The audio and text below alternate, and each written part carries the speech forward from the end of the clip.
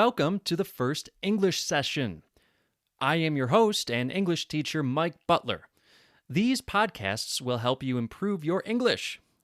Together, we will talk about grammar, pronunciation, structure, and have some fun, too.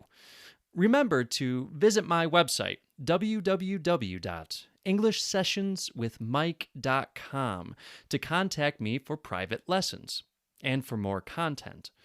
You can also read the transcript of this audio as you listen to this episode. Listen for these words today. Struggle. Struggle here means to have a difficult time with something.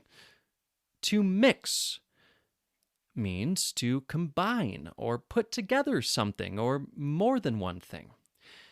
To fix means to repair or restore or make good again. To drop means to let something fall down. Silent means no sound made. Sometimes my students struggle with the ed endings of words in English, words that end with the letters ed. When do you pronounce the e in the ed ending? Here are some helpful tips. First, remember the e in the ed ending of verbs is always silent if you don't have a T or a D before the ed. Examples are words like started. I started a good book this week. Ended. The movie finally ended after 2 long hours. Those endings are TED and DED. All other ED verb endings should be silent. Here are examples. Worked, mixed, fixed, dropped. Here are examples. I worked hard yesterday. I mixed some paint because I will paint my kitchen. I dropped my phone, and now it's broken. And finally, I fixed my phone, and now it's not broken. Adjectives that have ed endings are sometimes different.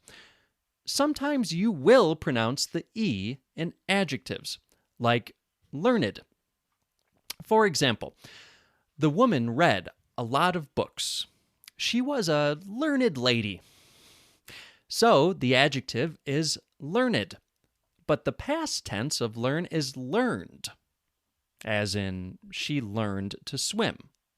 Now record your own voice, or just repeat after me, saying these sentences. I worked hard. I mixed some paint. I dropped my phone. I fixed my phone. Compare your voice with my voice. Are you making a sound for the E in the ED ending? Remember, there should be no vowel sound. Thank you for listening. Was there something you did not understand today? Try to listen while reading the audio transcript on our website. Make sure to subscribe to this podcast so you don't miss an episode. Visit www.englishsessionswithmike.com for more content. Please rate and review on Apple Podcasts, Spotify, or wherever you get your podcasts. Leave me a message, and I will put it on the podcast. Leave me a message at www.englishsessionswithmike.com. Until next time, this is Mike signing off.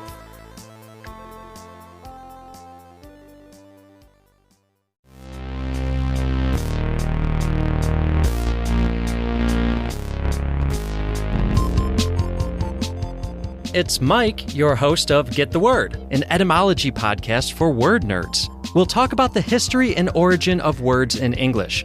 If you're coming over from the English sessions, well, then I'll give you an even bigger welcome, loyal listener. The English Sessions is the podcast I've been doing for a while now for English learners, and is where Get the Word was first conceived. I decided to make Get the Word its own podcast since I started to realize I was making content more for native speakers with these etymology episodes, which seemed to warrant its own feed. Don't worry though, for those of you who are English learners, there will still be transcripts of the episodes on the website. Look for details in the show notes. Get the Word, an etymology podcast for word nerds. Available on Spotify, Apple Podcasts, and wherever you get your podcasts.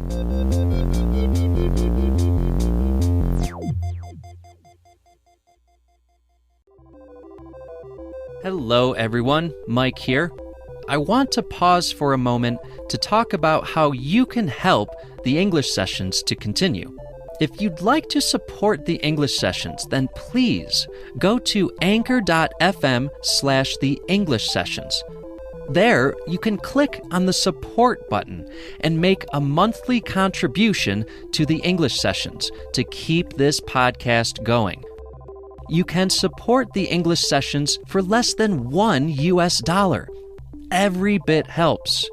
Also, remember, go to www.englishsessionswithmike.com if you are interested in private lessons with me, Mike.